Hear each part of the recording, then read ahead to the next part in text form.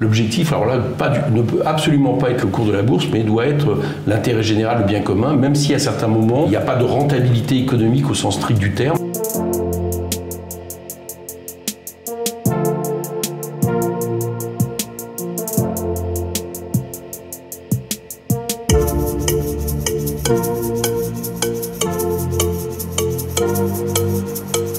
J'ai eu l'impression qu'on me révélait un terrible secret, bien caché. Et en fait, j'ai pas compris pourquoi on me l'avait pas dit avant, en fait, ce qui allait se passer sur le climat. Quand avec Jean-Luc Mélenchon, on a créé un parti qui s'appelle Parti de Gauche vers 2008, on a tout de suite indiqué que la question du climat, la question environnementale, était l'urgence numéro 1. Et est-ce que vous pensez qu'aujourd'hui, en fait, dans le monde économique, politique, ce degré de conscience environnementale, il est assez élevé? Est-ce qu'il est suffisant?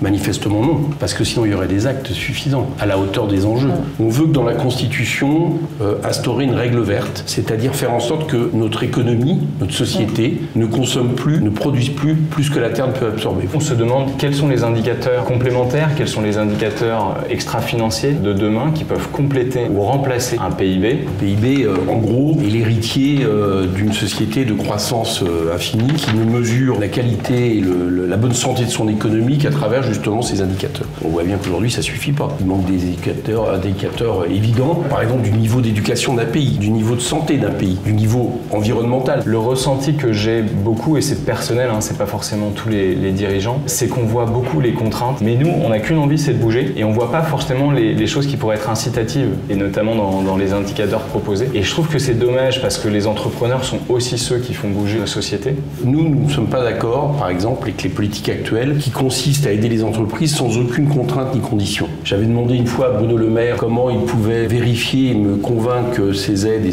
aillent par exemple à l'investissement, à l'emploi. Ce jour-là, il m'a répondu c'est le bon sens. Je ne crois pas au bon sens dans la société capitaliste. Le marché, c'est aussi de faire en sorte que l'entreprise fonctionne, qu'elle dégage une rente capitaliste suffisamment importante. Donc je ne crois pas que ce soit seulement le bon sens. Comment est-ce que vous envisagez d'accompagner les entreprises, de les accompagner aussi dans la formation des salariés pour pouvoir mener à bien cette transition écologique?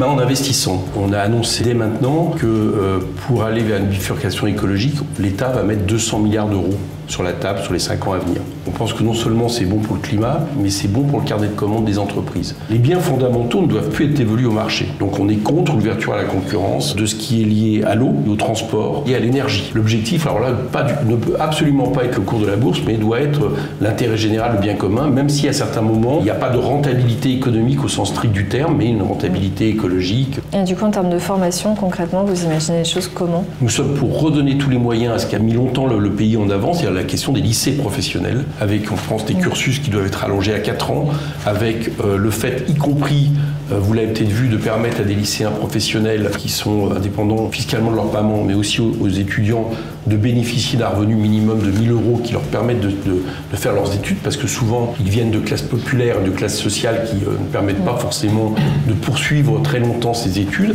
mais on est pour redonner à la qualification liée en même temps à un enseignement général, toute sa dimension.